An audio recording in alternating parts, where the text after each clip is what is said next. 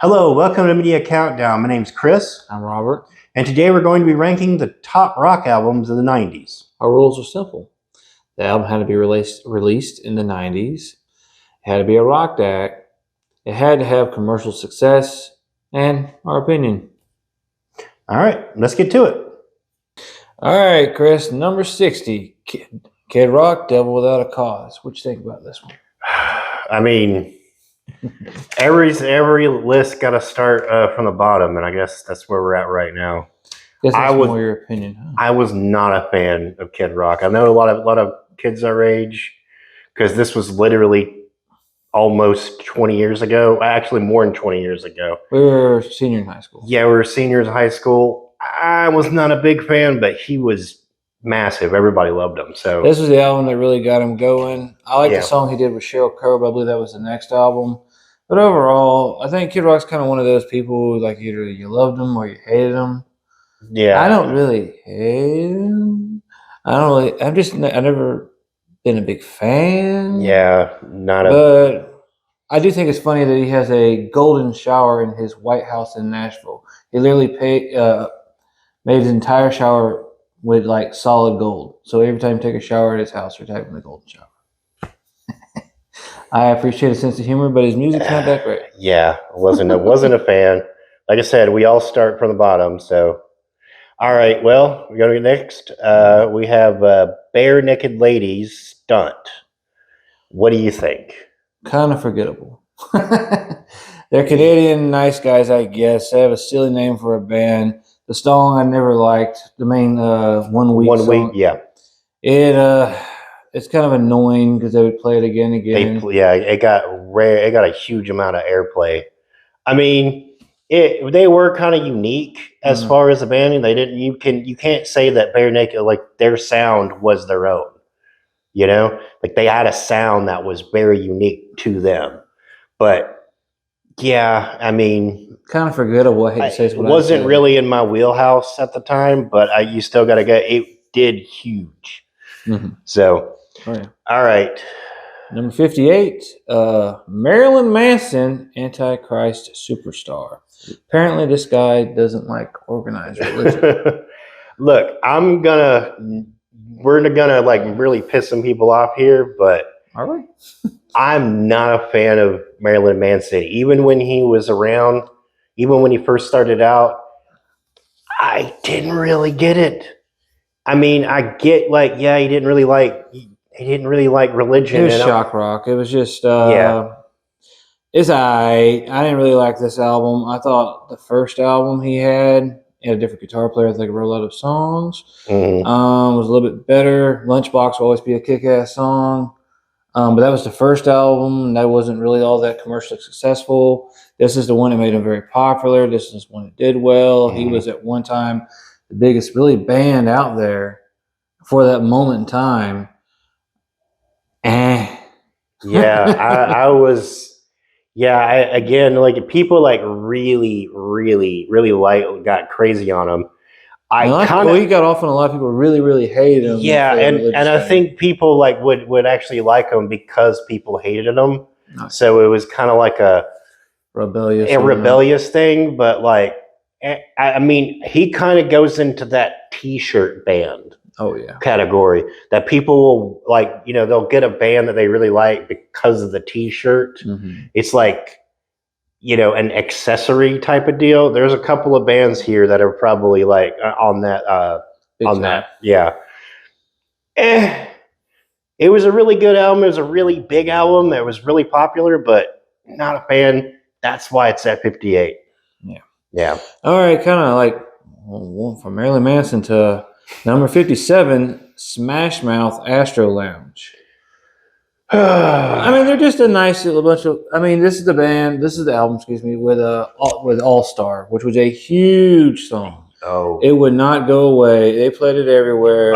Okay. I'm sorry. I'm trying to interrupt you here, but I got a story about that All Star game. Okay, so that came out in what? Let's say 1997. 99. Was it 99? It was 99. Okay, I literally remember.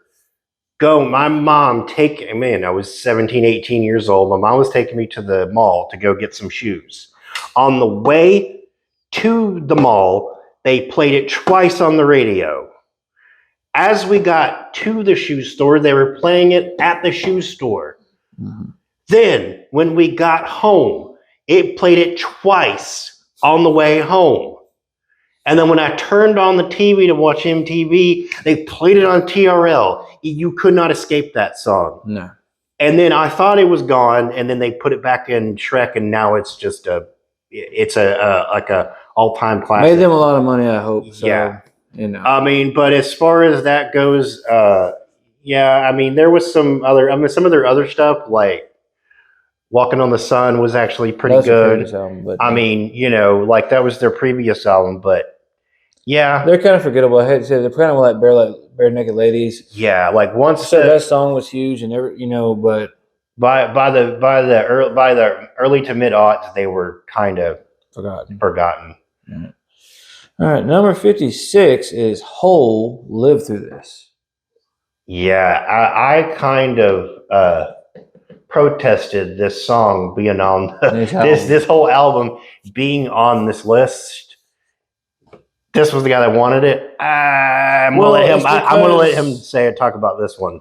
Hole and Courtney Love, and this album was a very popular album. Had a lot of MTV airplay. That was their biggest singles. This is their most successful album. Right. It just, you know, she was very much, her and I guess the band were very much, you know, a big part of the 90s. You know what I mean? And not to have them on this list, I don't think would do justice. This is not just about what we like. It's about, you know, what was big in the 90s. There was huge albums in the 90s, and this was a huge album. And it was, you know, I thought they were okay. They were just okay. You know what I mean? I didn't hate them. Not the biggest Courtney Love fan.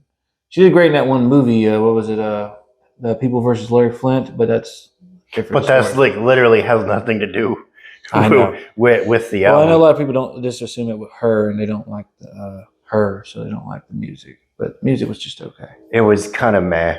Again, like I said, we kind of like argued about this, like about putting her on this. But you know, hey, he made a case, so you know, we agreed to do it.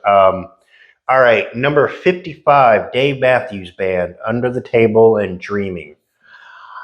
Yeah, look, you can say what you want. I know there's a lot of rock fans that don't like Dave Matthews Band. They don't like Dave Matthews Band because they don't like the fans of Dave Matthews Band. But I would probably take a Dave Matthews Band fan over a lot of fans. So that's the whole Bonnaroo hippie hipster kind of thing. I had this album. I got it like part of like the BMG or the what was it? When you get a bunch of CDs for like the Columbia House. Yeah, and this actually is a good album. I like it. I like Dave Matthews Band. I like their music. They're incredibly talented. They're incredibly unique. I mean, they're kind of, I guess, a jam band, but they were just a different take. They're incredibly talented. Their fans can be annoying, but I guess any super group. I mean, but they kind of have their fans. You know, I guess they go along with the Fish and other groups like that kind of circuit. But I thought this was overall a great album. I thought it was pretty good. I mean, you know, they're unique. I mean, I don't really think a lot of people sound like them. When you put them on, you know who it is. And this was their first big album. Yeah, and I would say with like Dave Matthews Band, it's like I wouldn't go out of my way to go, you know, hunt it down or play it. But if somebody played Dave Matthews Band, I mean, I'm not going to change the channel or I'm not going to like turn it off. Oh, yeah. But it's not something I would hunt. Just again, it's not my kind of wheelhouse, but you know, it was good. All right, 54. We have Goo Goo Dolls, A Boy Named Goo. You know, there was a thing in like the 90s where like they would make album names that were super annoying and they would be kind of cloying and a little bit too try hard. Yeah, this was one of those. I was not. Yeah, definitely not a fan. This was definitely a band that your girlfriend was a fan of. But look, I ain't hating on it, but it was not my cup of tea. And it was huge. They were very big, but. I mean, it was more of a, I guess, you know, a band going into the contemporary market. You can Mhm. say like there's the music they play at the department store, the doctor's office. I mean, a lot of these first bands are kind of going to be in our opinion that type of music. You can't deny they were technically a rock band. They're technically very successful. This album was huge. The same song name was everywhere. It got a lot of video play on MTV and VH1. Wasn't this the album that had that? This was the album that had that song that was on that City of Angels. No, that was the next that one. was the next one. Okay, but they were still like a pretty they were established before they did it. Well, this is the album that got their name out there, And then they got popular, and they Yeah, had a then they very got big that. career after that. Yeah. 53. Lenny Kravitz, Are You Gonna Go My Way? I got something to say about this one. I will say this: I am more of a fan of making the album name a song on the album. I hate when they don't. I hate when an album doesn't have. They'll name it something weird or stupid that actually doesn't actually have the song on the album. I'm a big fan of. I think we should do that more nowadays. Yeah. This when I first saw the music video for the title track, "Are You Gonna Go My Way," I was confused because they're so retro. They made you believe, was this a video from the past? But it was like well shot, so you're like, It looked new. this is not Jimi Hendrix. I mean, I was confused as a teenager. I was like 13 or 14 when it came out. Overall, I think Lenny Kravitz is a pretty good musician. I liked his music. I think it was different. I think he was unique for his time. It was like heavy retro kind of rock music. This is his first big album. It was very successful. I don't have a problem with Lenny Kravitz at all. I think it was And definitely of one of those guys that was able to, instead of having we're alternative, or it is kind of like 80s metal or whatever. He was like, no, I am just a straight up rock act, or I'm a rock singer, or a rock band. So all the things to Lenny Kravitz, because he was still, even after the 90s, still continued on. At least did acting a little bit too. He did a little acting, but he was still like continued on even through the aughts and a little bit into the teens. But the next album, number 52, Meatloaf, Bat Out of Hell 2, Back into Hell. Again, he fought me on this one. He fought me on this one. I love Meatloaf. Hey, look. I love the song at the time. I didn't tell everybody, but I did. VH1. You have this album. I know this. I did. It was all right. The album's all right. The song was great. Everyone knows the song. I Do Anything for Love. But this was more of a. He wanted to put Meatloaf on here, and I couldn't deny it. Album. It was a really big. Yeah. They played the shit out of it. I mean, and because of that. I got, I'm me personally, especially when I was young, I'd hear a song by someone that I would like, and I would hear that they were a big act from the past, so I would go dig up their old music and see how it sounds. Right. And their first album, Bat Out of Hell, the original album, was just phenomenally great, and it's just love it. And this one wasn't as good, but it was still, it was good for him to have a comeback and really get his career back, and hate to say that he's passed away, passed away, yeah. But I'm a big Meatloaf fan. So yeah. All right. 51. Primus, Tales from the Punch Bowl. Primus kicks ass. Yeah, I can't really even say anything any more than that. Primus kicks ass. I would say ass that in the 90s, a band like Primus was successful. Yeah. Weird can be. Yeah, they were you talk about a band that they were successful. Had its own sound. I would say it took us a while when we were looking at Primus.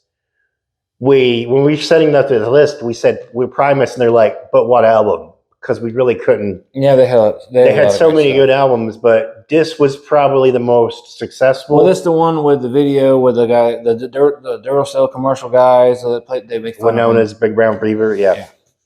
But yeah, if anybody listen to this, if you haven't heard of Primus, you're a little bit younger, that's fine. Go search them out. Best player probably ever. Ever. Like by a good margin. By a good margin. All right. 50. Beck Odelay.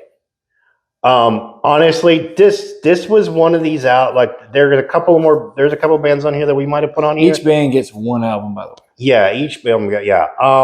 With Beck, I mean, I would really more consider him a more of a rap kind of guy, but you know, there's going to be on a later They on. consider him a rock group. Yeah. I didn't get it. People love him. This album was really huge. This was one of those things where I kind of really. When you think of the '90s, though, yeah, you can't not have Beck on there, and that's kind of like a lot of this music that we're going to talk about is that. Some of it is bands that kind of associate with different decades. We're going over the best albums of the '90s, or the biggest albums, excuse me, of the '90s. All these albums are commercially successful that we're listing, and Beck, this was one of them. Devil's Haircut. Where it's at, this got a lot of MTV, a lot of play on MTV, which to me at the time, when you don't really have a new rock radio station, MTV was our radio station. It's how we found out about new music. The internet was very much in its infancy, especially for me. I'm pretty sure for you to some degree. And where we're like magazines. I know it sounds crazy with things now. Magazines, MTV. Like we had a rock station that would barely pick up at like another town, and then you had like some classic rock station, which was where we didn't play the same old classic rock songs again and again. But. Where we grew up, like there was not a really big, there was like a classic rock station that would maybe play 60s stuff and 70s stuff, and that was it. Where it was a rock station that was out of Auburn University, and if you were lucky, you might be able to pick it up. Like, I mean, you literally had to. It still wasn't even that great. And even when you did, it wasn't that great. And with MTV was definitely like where we learned about new music. And this was way before the internet, where you could get hooked up to anything and everything all at once. But all right, so let's go to the next one. 49, Sheryl Crow, Tuesday Night Music Club. I like Sheryl Crow a lot. I like her music. I'm more of a contemporary, I guess, fan than you are. This album was a big success. This was Leaving Las Vegas. And, a lot of big songs. This is one of her biggest albums. She had a lot of big music. But, well, again, an act that when you say the 90s is when you think of her. Yeah. And you can't not have her, on the 90s, this. I think it was important to have her on there, and I think it's a good album. I think it was pretty good. I mean, it's more, like I said, a more contemporary rock kind of. More got played on VH1. It didn't get played on MTV too. More on actual pop or mainstream radio. Like more mainstream type deal. With Sheryl Crow, it's like, again, it's not something that was normally my kind of like in my wheelhouse, but I'm not one of those kind of people that like, you can only listen. Had the If It Makes You Happy song, and that song is really you can definitely have to give it up for Sheryl Crow. And definitely in that realm of, especially in the 90s and that kind of pop era kind of stuff, her being a singer songwriter, definitely a little bit more props to people that can do both. All right. Personal favorite of Chris's, number 48, Limp Bizkit, Significant Other. He had the red New York Yankees hat and everything, right? And the back, and it was backwards too. Definitely. Again, we're probably going to make some people mad. Not a fan of Limp Bizkit. Can respect it. Can respect them. They were, again, definitely a kind of a progenitor of that whole new metal kind of sound. This is the one thing I could say about them. I mean, they were everywhere. Fred Durst was a pop star because of this album. It was huge. It was insanely huge. The fact that they had heavy rock songs playing on pop radio, and even hip hop stations were playing some of their songs. Their songs were they were everywhere.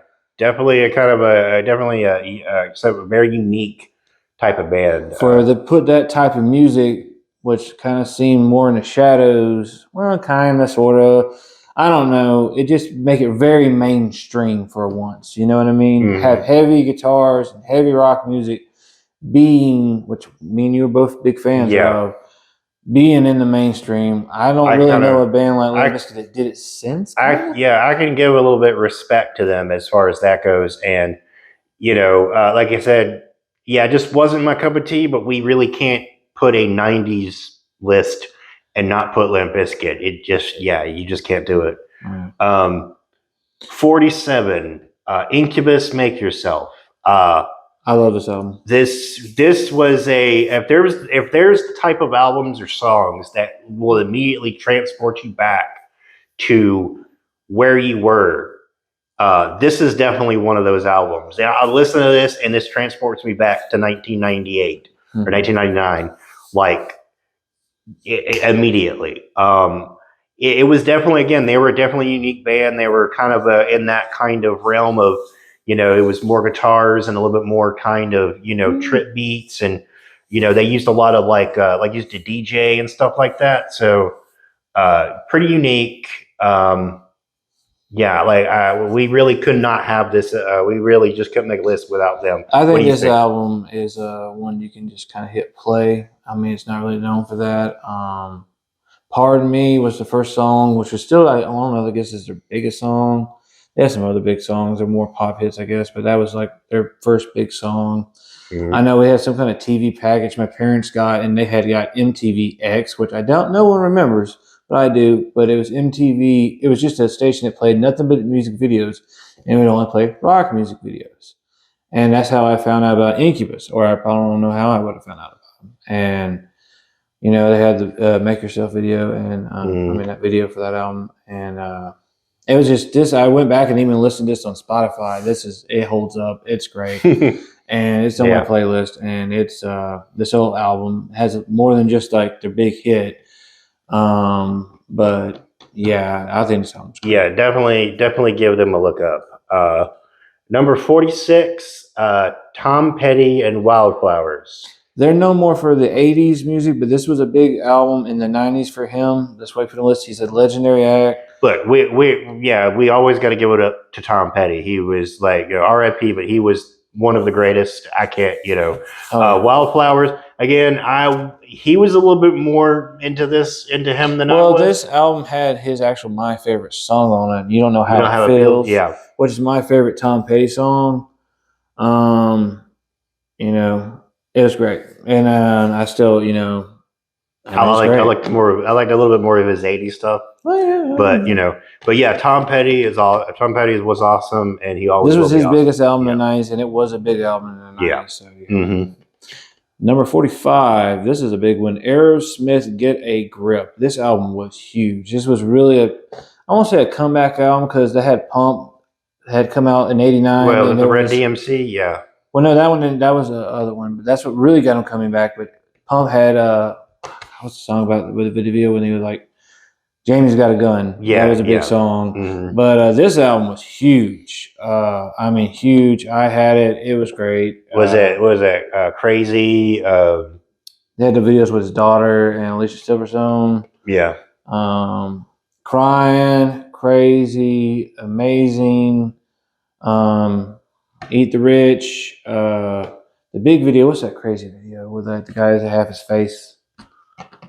Yeah. You know what I'm talking about. Oh, Living on the Edge. That was a good song. Yeah. That was a really cool music video too. Mm-hmm. It was kind of ahead of its time. It kind of really felt 90s. A lot of people don't really think Aerosmith aged well. I guess their 90s music compared to like some new stuff. I don't know. Well, I mean, of course, we're also like forgetting about the song on the Armageddon album. Now, technically, that was not on this album, and technically, they didn't actually write that song. If I'm not mistaken, that was one of those songs that I could be wrong, and I'm talking out of my ass here.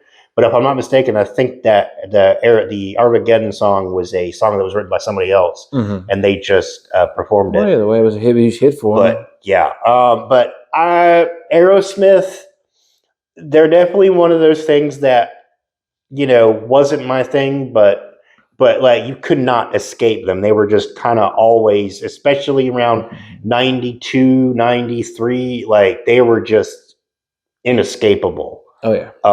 But yeah, really huge at the time. But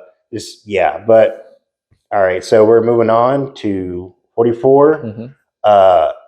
Silverchair Frog Stomp.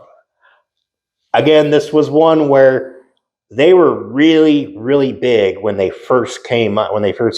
Like everybody had Well, this they had album. 3 big albums. This was the first one. This is one that gave them, I guess, a jump start. You know what I mean? They really MTV played the crap out of them, especially the song "Tomorrow." They play that again and again and again and again. I remember seeing them in concert. They were actually pretty good.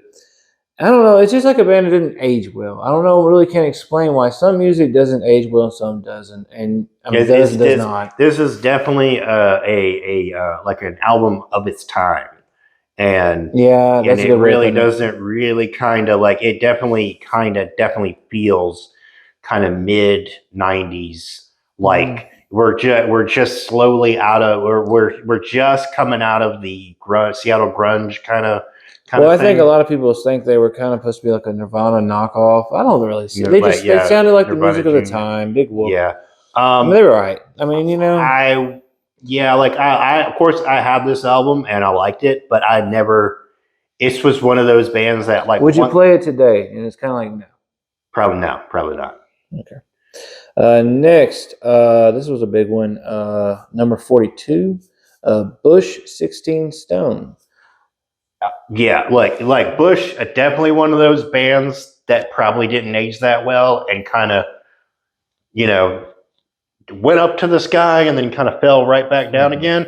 But this album, Well, I was young and loved it though. No, this album was awesome. And I don't know. It's been a while since I've actually like listened to this. It had a lot of big hits, but like Glycerine. Oh yeah. Come back down. Machine Head. Oh yeah. Everything's in. This was just a straight up great like kind of rock. Little Things. That was another really great big hit. Yeah, Little Things. Yeah. But no, it really hit the. It was really good. This was like the kind of that peak of the kind of alternative kind of sound. This was right at this is the apex of that kind of alternative grungy kind of sound. But by the time, just about right after this was like 97, where its stuff was starting to kind of change over a little bit. But I think people look back on them being pretentious and stupid, kind of being like, oh, they were just trying to sound like the first bands that came out in the early 90s. They're trying to and so they didn't feel like their music was original when, but at the time everyone loved them. So what's the big what's the deal? Yeah. 41, 9 Inch Nails, The Downward Spiral. Again, right now, and I am definitely going to make some people mad, and I don't care. I don't like 9 Inch Nails. I didn't like them then, and I don't like them now. They are a t-shirt band. People have the t-shirt because it looked cool, and I ain't gonna lie, that was a really good logo. But I was not a fan of 9 Inch Nails. I tried to listen to it. I couldn't get into it. But the worst thing about it was everybody had that album and loved it. I was not a fan. I'm going to leave it to you and what you think about 9 Inch Nails. Well, first I'll just talk about the album. It was huge. It was not their first big album, but it was the biggest I think they've had. It's the album with Closer on it and Hurt. Hurt's an awesome song. Johnny Depp, Johnny Cash. But that was stole it from him. Yeah, but that was like, or made it his song, I would say. Yeah, but that was in like the. But Closer was the big song. Yeah. I think Closer is a stupid song. It's not a good song. It's just I didn't enjoy it. Everyone else loved it. I bought the CD used and didn't really like it. I guess that whole industrial music kind of. Ministry, Marilyn Manson, 9 Inch Nails, all that industrial sound. It's just not my cup of tea. And but it was very much when you say the big albums of the 90s. That was definitely one of them. You can't deny that. Like it was huge. Yeah, it was very popular. It just I didn't really. It's not mine. Yeah, thing. We're just not really big fans of it. All right. Our last of this list is 40. The Mighty Mighty Boss Tones, the impression that I get. Real quick before you get into it, we actually met the lead singer of this band. You remember? I can't remember his name right off the top of my head. Dickie, I can't remember. Yeah, we were playing. This was back in like I think was it 04, 05? They were at the Warped Tour. We saw them there. It was 04, I've seen 05. them twice. Actually. Yeah, it was 04, 05 at the Warped Tour, and he just happened to be sitting down at their record label's tent. Well, we were bothering him. He was trying to watch the Real Big Fish play. And we were sitting there trying to bother him for an autograph, but he was cool as hell. Coolest guy. Like, I mean, I honestly, like, yeah, that was the coolest guy. Signed our T-shirts and everything. And he just kind of sat there and had conversations with us. But yeah, I've always, even at the time, like when would you say they were kind of the band that jump started the whole ska thing? Yeah, I think they were. There was probably like a couple other bands that we might not have like, but especially in the 90s, they really jumpstart the ska. But they still had they were a ska band, but they definitely had a kind of. Well, they're just a good damn band. Yeah, I mean, I listened to other albums that were great by them too. I mean, this was their biggest one. This is the album that got me into them. I mean, I wouldn't have bought the other albums because none of their music, other than the music from this album, got any kind of radio or MTV, airplay. But if a band comes out and they come out with like one big hit song and you like it, you buy their album and it's successful, you'll go maybe try to listen to, at least I would, their other music, and you would like it just as much, whether it was popular or not. But this. And it's a lot easier to do that now than when we were growing up. Yeah. You had to scrounge up money to buy CDs. Yeah, and you didn't know if like the CD was going to be any good. And you made like one song off of it. You couldn't look up like Wikipedia to find their whole discography. You had to go to the record store, and if they had it in stock, go look through it and figure out, do I want to spend money on this one or not? But yeah, definitely. Also, the movie Clueless, a very 90s thing, is one reason why they got a big hit, because that was before this album came out. But they did have a cameo in the movie Clueless. So that kind of got them a little. And any band that has a dancer. Oh yeah, is awesome. So like when they record, is he like there dancing in the studio? I hope so. I hope so. Like, even if he doesn't, like, do you guys don't really need me to be here? And it's like, no. Yes, they do. Yes, they do. You're gonna sit in the corner and you're gonna dance. We're not gonna have any microphones on you, but you are going to dance. But no, they're great. He's a cool guy, lead singer. I'm sure the rest of the band's cool. This is a really good album. It's by far their biggest album. As much to say about it. I mean, it was great. And it was great. This is a great band. Like, go find them, look them up. Spotify, dude. All this music is available on Spotify. Spotify, so easy. YouTube, everything is on. Like, everything that we were talking about, go find it out. Thanks, guys, for watching. And of course, please like and subscribe and stay tuned for part 2. That's pretty good. You like that? I like that. Okay.